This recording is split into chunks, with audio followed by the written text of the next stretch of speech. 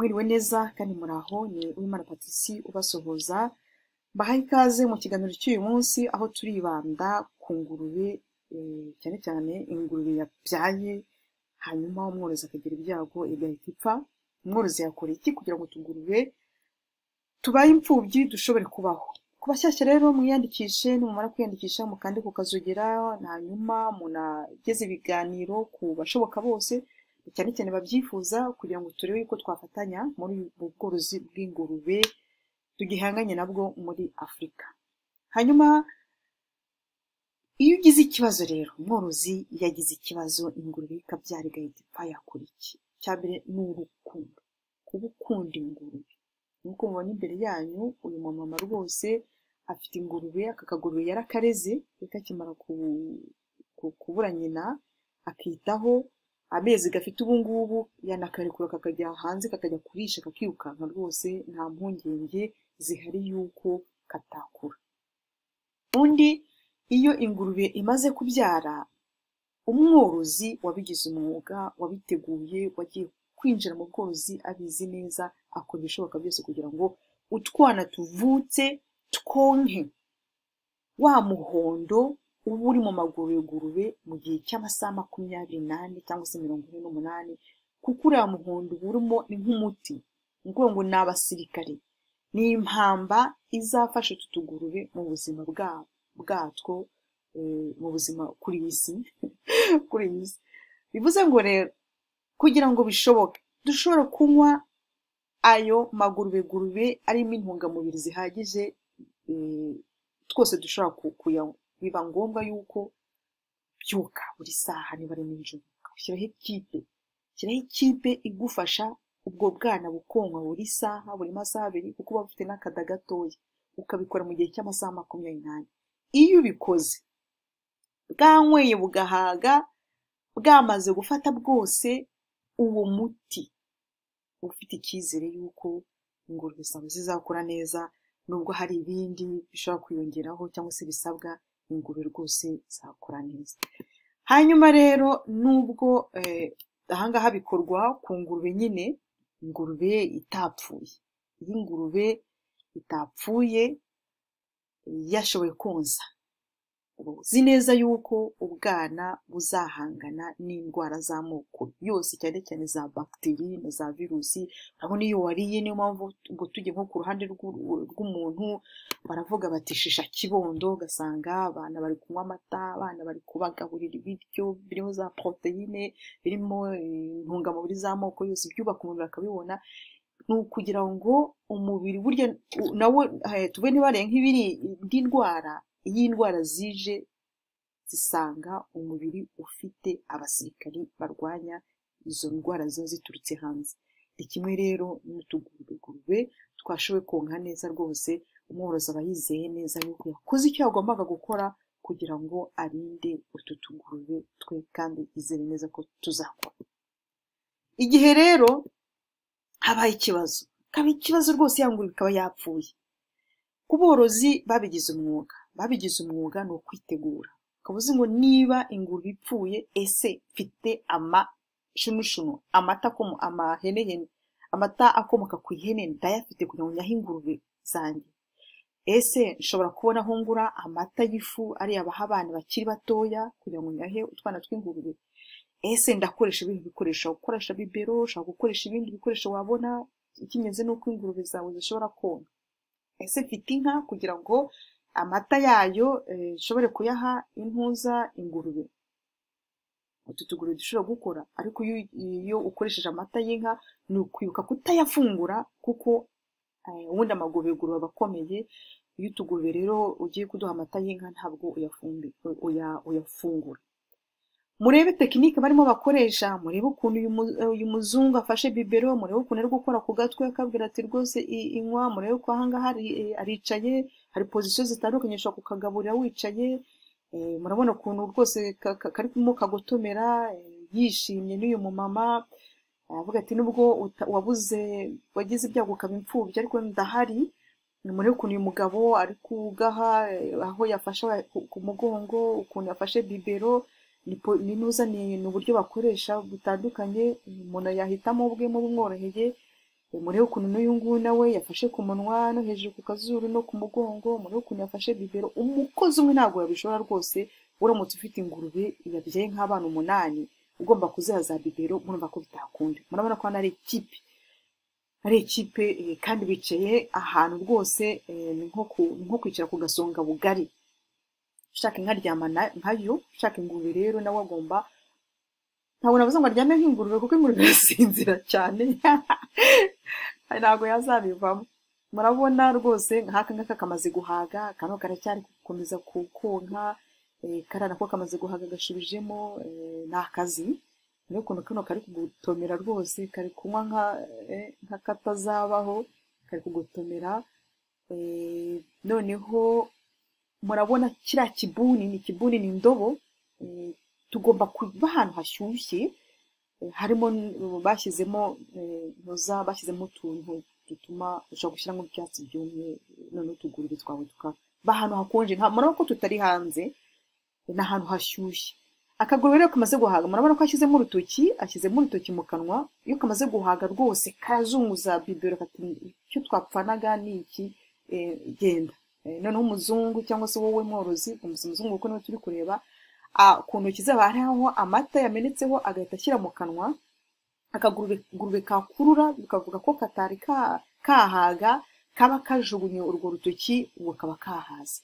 Ukadushyira rero mu kibuni, ubundi ntabwo mvuze mu kibuni kimwe kinini cyane ahubwo ni indobo, mbere aribyo bakoresheje buri muntu. Ushobora no kuzishyira mu gitebo. Mu gitebo haba hashyushye, ugashyiramo utwatsi twumye.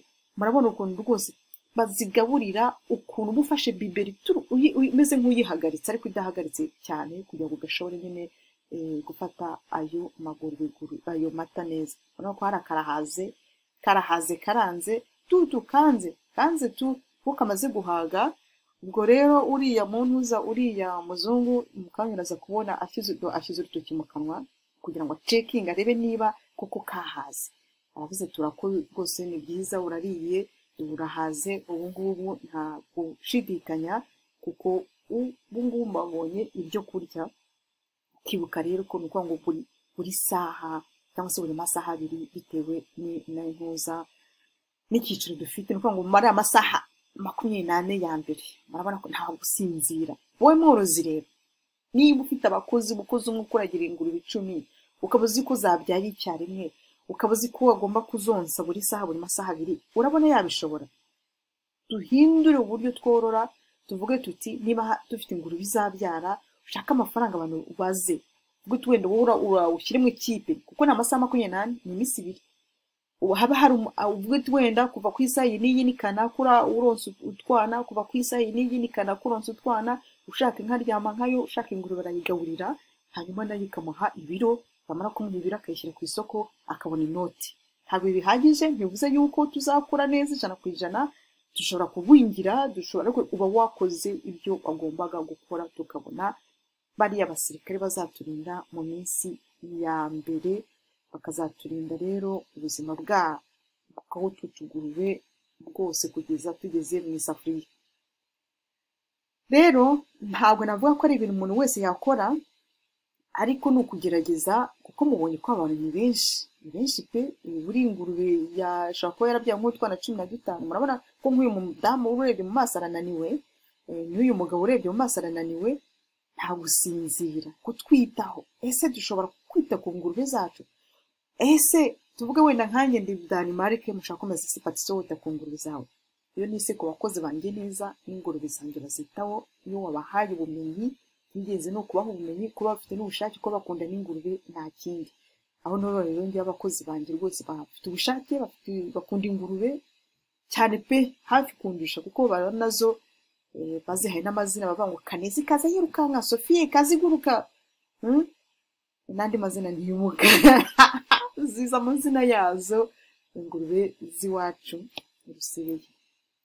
Rero ntabwo biba byoroshye, ariko buri muntu yarebye uburyo ki ingurube ashobora kuzitaho, utuguru ashobora kutwitaho igihe twabuze nyina.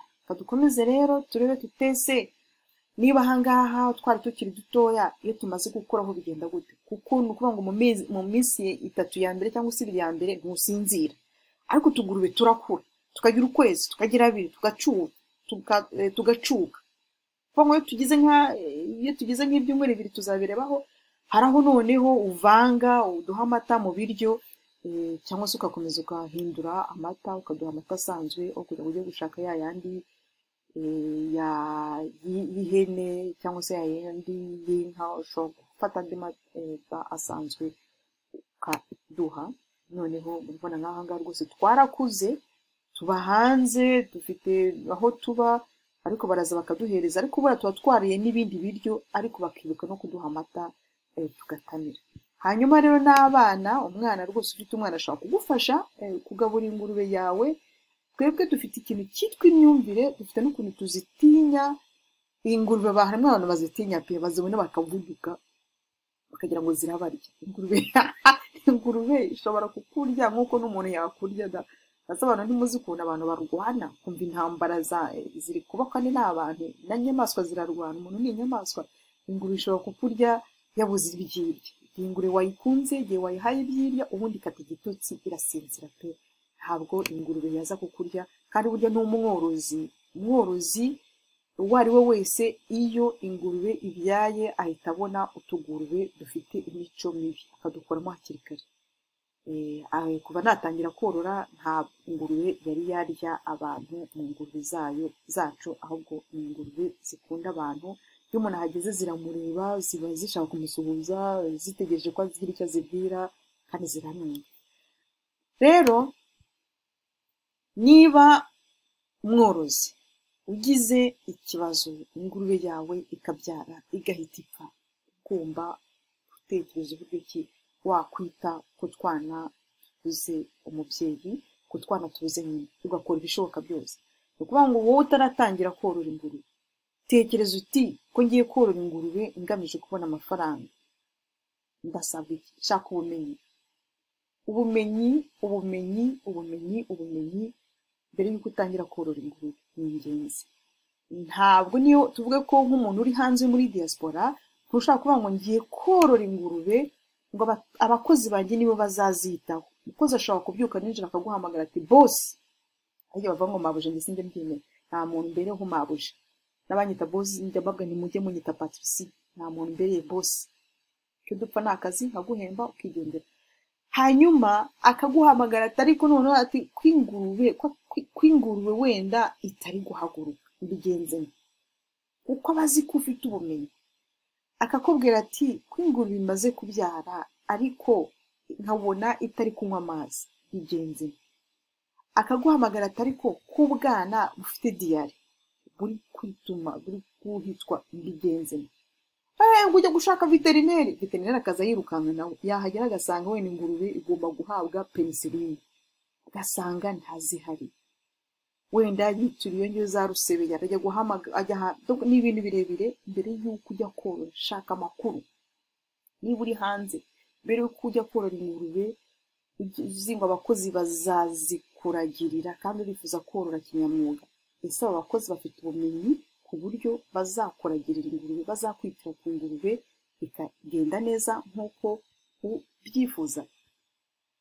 Rero murakoze kuba mwakurikiye iki kiganiro. Tuzagenda twungurana ibitekerezo, mwiyandikishe nk'uko nabivuze mbere, hanyuma mugerageze gukanda ku kazogera, ibiganiro bindi n'ibijya bijye bihita bibageraho, hanyuma munagerageze uha ibiganiro abandi kandi munatugira inama, kuko ubworozi bw'ingurube ni ukuganira, ni ukungurana ibitekerezo, ni ugufashanya, kuko Patricia niyorora ingurube agashobora koroza abandi, nabo bakazoroza abandi, tukibonera ifumbire, tugahinga, cyane byiza cyane.